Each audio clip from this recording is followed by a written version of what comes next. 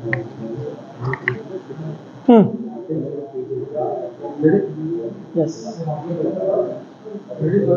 Yes ready. आज 18 November 2024 सोमवार संध्याकाळी 6 वाजता महाराष्ट्र विधानसभेची आचारसंहितेदरम्यानची प्रचाराची मुदत संपलेली आहे. आता या वेळेनंतर राजकीय पक्षांकडून, उमेदवारांकडून, त्यांच्या कार्यकर्ते प्रतिनिधींकडून कोणत्याही प्रकारे प्रचार केला गेल्याचं लक्षात आल्यास त्यांच्या विरुद्ध तात्काळ आचारसंहिता भंगाचा गुन्हा दाखल करण्यात येणार आहे आणि पुढील कारवाईसुद्धा करण्यात येणार आहे. तरी सर्व उमेदवार, त्यांचे प्रतिनिधी, कार्यकर्ते यांनी ज्या ज्या ठिकाणी पक्षाचे चिन्ह, पक्षाचे प्रचार करणारे पोस्टर, बॅनर इत्यादी गोष्टी लावल्या असतील त्या आता काढून घ्यायच्या आहेत. पोलीस प्रशासनाकडून, महसूल प्रशासनाकडून, निवडणूक आयोगाकडून सदर प्रकारे प्रचार केल्याचे लक्षात आल्यास त्याच्याविरुद्ध कारवाई करण्यात येणार आहे.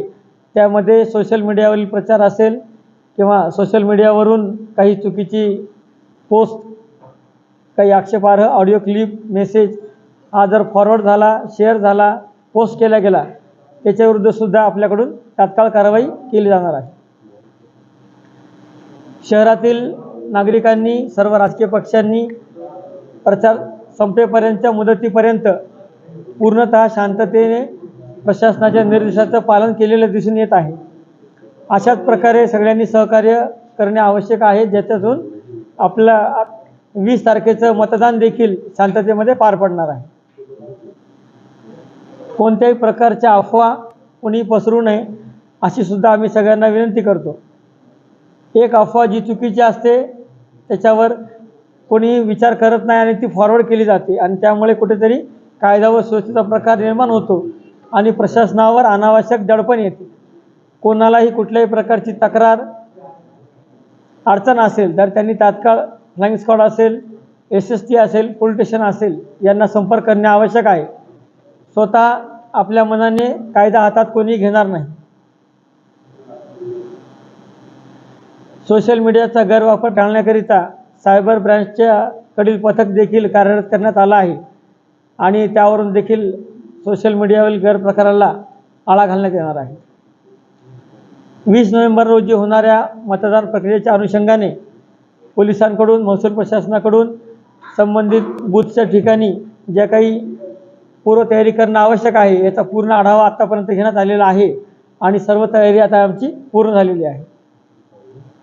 प्रत्येक बूथवर CCTV असेल, पिण्याच्या पाण्याची व्यवस्था असेल आणि काही बूथवर ड्रोनद्वारे देखील आमच्याकडून नजर ठेवली जाणार आहे, जेणेकरून कुठलाही गैरप्रकार झाल्यास नेमका प्रकार काय झाला होता, कोणाची चूक होती, कोणी प्रशासनाच्या सूचना ऐकल्या नव्हत्या, कोणी प्रशासनाला सहकार्य केलं नव्हतं, कोणी बेकायदेशीर काम केलं होतं हे निष्पन्न करणे आणि त्याच्याविरुद्ध तात्काळ कार्यवाही करणे, ज्यामध्ये गुन्हा दाखल करणे आणि अटक करणे यांचा देखील अंतर्भाव आहे. या प्रकारे त्याच्याविरुद्ध कारवाई केली जाणार आहे. आपण एखाद्या बूथवर जातो आणि आपलं मतदान झाल्यानंतर विनाकारण जर रेंगाळत राहतो किंवा मतदान करण्याच्या नावाखाली त्या ठिकाणी प्रशासनासोबत वाद घालतो, इतर मतदारांना गरज नसताना मदत करण्याचा आव आणतो, असे सगळे प्रकार यावेळेस खपून घेतले जाणार नाहीत. त्यांच्याविरुद्ध आचारसंहिता भंगाचा आणि इतर कायदे नियमांतर्गत उल्लंघन केल्याचा गुन्हा तात्काळ दाखल करण्यात येणार आहे. आता प्रचार संपलेला आहे. यावेळेपासून जो कोणी प्रचार करेल तो सर्व प्रचार हा बेकायदेशीर असणार आहे. त्याच्यामध्ये घरोघरी जाणे, मतदारांना व्यक्तिगत स्तरावर जाऊन मतदानाकरिता आवाहन करणे या सगळ्या गोष्टी ह्या आचारसंहिता भंगामध्ये येतात. मतदानाच्या दिवशी मतदारांना कोणत्याही प्रकारे पैसे वाटप करणे, त्यांना कशाचं तरी आमिष प्रलोभन दाखवणे, काही चीजवस्तू देणे, एखाद्या वाहनातून बेकायदेशीररित्या मतदारांची ने-आण करणे, पोल चीट वाटण्याच्या नावाखाली त्याला इतर गोष्टीसाठी प्रलोभन देणे, या सगळ्या गोष्टी आता ह्या बेकायदेशीर आहेत. याच्यामध्ये ज्याच्याविरुद्ध असा प्रकार दिसून येईल त्याच्याविरुद्ध कारवाई करण्यात येईल. शहरातील सर्व पोलीस स्टेशनकडून रेकॉर्ड मागण्यात आला होता आणि ज्या ज्या लोकांची गुन्हेगारी पार्श्वभूमी आहे अशा 164 लोकांना आत्तापर्यंत आपले प्रांताधिकारी आणि ॲडिशनल SP ऑफिस यांच्याकडून तडीपारी आणि प्रवेशबंदी अशा स्वरूपाच्या 164 लोकांविरुद्ध कारवाया आपण आता केलेल्या आहेत आणि सदरच्या कारवाया ह्या प्रवेश करू नये अशा 1 दिवसाच्या सुद्धा काही कारवाया अजून प्रस्तावित आहेत. अशा प्रस्तावित असणाऱ्या कारवाया प्रस्ताव जे पूर्णतःच गेलेले आहेत अशा लोकांना फक्त त्यांचं मतदान ज्या मतदान केंद्रावर आहे त्या ठिकाणी मतदान करण्याची फक्त मुभा राहणार आहे. त्यांनी तात्काळ येऊन लवकरात लवकर आपलं मतदान करून आपल्या जे काही आदेश आपल्याला दिला आहे त्याप्रमाणे वागणे आवश्यक आहे. त्याच्या संबंधाने त्यांच्याकडून नियम पाळले जात आहेत की नाही यासाठी पोलीस स्टेशनच्या स्तरावरून वेगवेगळे पथक देखील आम्ही स्थापन केलेले आहेत.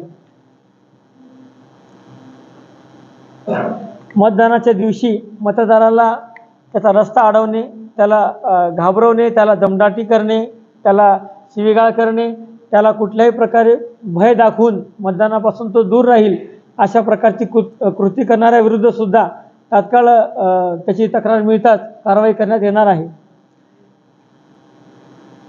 अशा प्रकारे निवडणूक आयोग असेल, पोलीस प्रशासन, महसूल प्रशासन आणि केंद्रीय राखीव दलाच्या तुकड्या ज्याच्यामध्ये आपल्याकडे ITBPचं पोलीस दल जे केंद्र सरकारच्या अखत्यारीत काम करते ते सुद्धा आपल्याकडे हजर झालेलं आहे. या तिन्ही चारही यंत्रणांच्या माध्यमातून सर्व नागरिकांना भयमुक्त वातावरणामध्ये शांततेमध्ये आपला मतदानाचा हक्क बजावता यावा यासाठीच्या पूर्ण तयारी आपण पूर्ण केलेल्या आहेत. अशा पद्धतीने ज्या काही ह्या उपाययोजना केल्या आहेत त्या सगळ्या मतदारांना भयमुक्त वातावरण देण्यासाठी केलेल्या आहेत.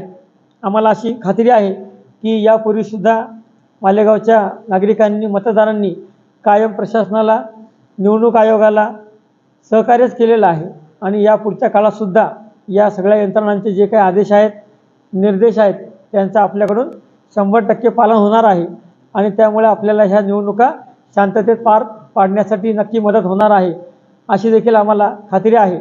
आणि हे भयमुक्त वातावरण निर्माण करण्यासाठी सर्व प्रशासनाने केलेल्या उपाययोजनांना आपण सगळ्यांनी सहकार्य करावं ही अपेक्षा. धन्यवाद.